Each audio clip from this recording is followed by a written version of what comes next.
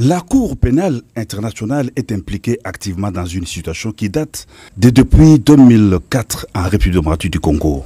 Reçu ce mardi à la Cité de l'Union africaine par le président de la République Félix-Antoine Tshisekedi Tshilombo, le procureur général de la CPI, Karim Khan, l'a souligné. Les populations de la République démocratique du Congo ont droit à la loi, à la protection de la loi et à la justice, a indiqué le procureur général. Il a rappelé avoir signé un protocole d'accord en RDC en 2023, précisant que le président de la République a accepté qu'une conférence internationale se tienne au mois d'avril prochain à Kinshasa.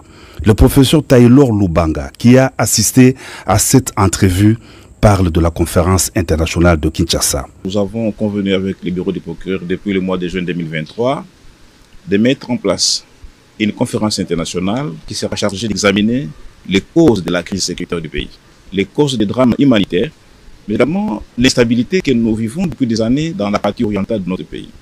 Voilà pourquoi cette conférence connaîtra la participation de plusieurs hauts cadres du monde pour pouvoir cogiter sur des solutions. L'une des solutions, c'est la mise en place d'une cour pénale spéciale qui va prendre en charge les auteurs des crimes qui n'ont pas été jugés par la Cour pénale internationale ou encore moins par les juges nationaux.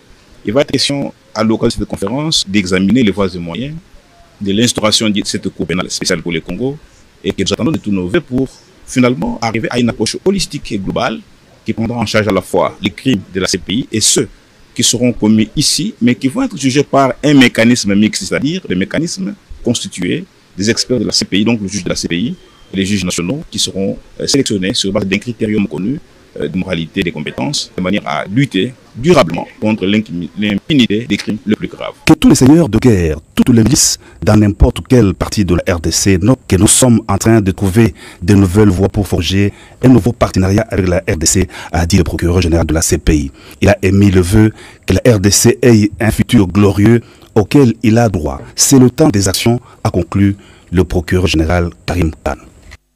Vous avez parlé des seigneurs de guerre, des groupes rebelles, mais vous n'avez pas parlé du Rwanda, le pays voisin qui a été accusé dans des rapports de l'ONU par les pays occidentaux de pas seulement soutenir le M23, mais d'avoir des milliers de soldats sur le sol congolais.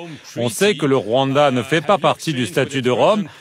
Est-ce que vous avez échangé avec lui? Est-ce que vous avez demandé à aller le voir à Kigali pour le confronter à ses preuves? Je ne vais pas vous révéler le contenu de mes échanges avec les différents chefs d'État et de gouvernement. Une chose est claire, nous avons un mandat pour tout crime commis sur le territoire de la République démocratique du Congo. Ces crimes, qu'ils aient été commis par des agences étatiques ou non. S'il y a des crimes qui ont été commis sur le territoire de la RDC, nous nous y intéresserons avec mon bureau et la Cour pénale internationale.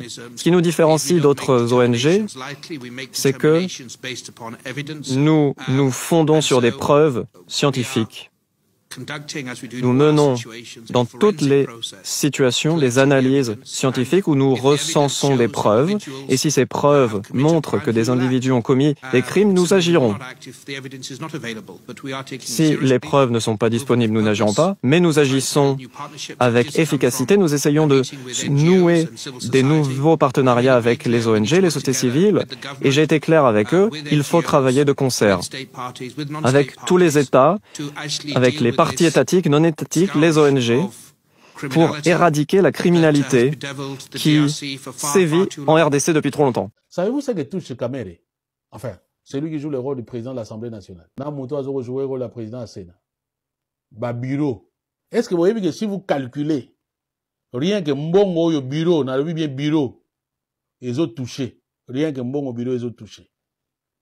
C'est plus d'1 million de dollars par mois. Les 10 personnes au monde à Rawana Soko, président, vice-président, deuxième vice-président, questeur, rapporteur, est-ce que vous savez que c'est au moins 1 million, plus d'1 million par mois.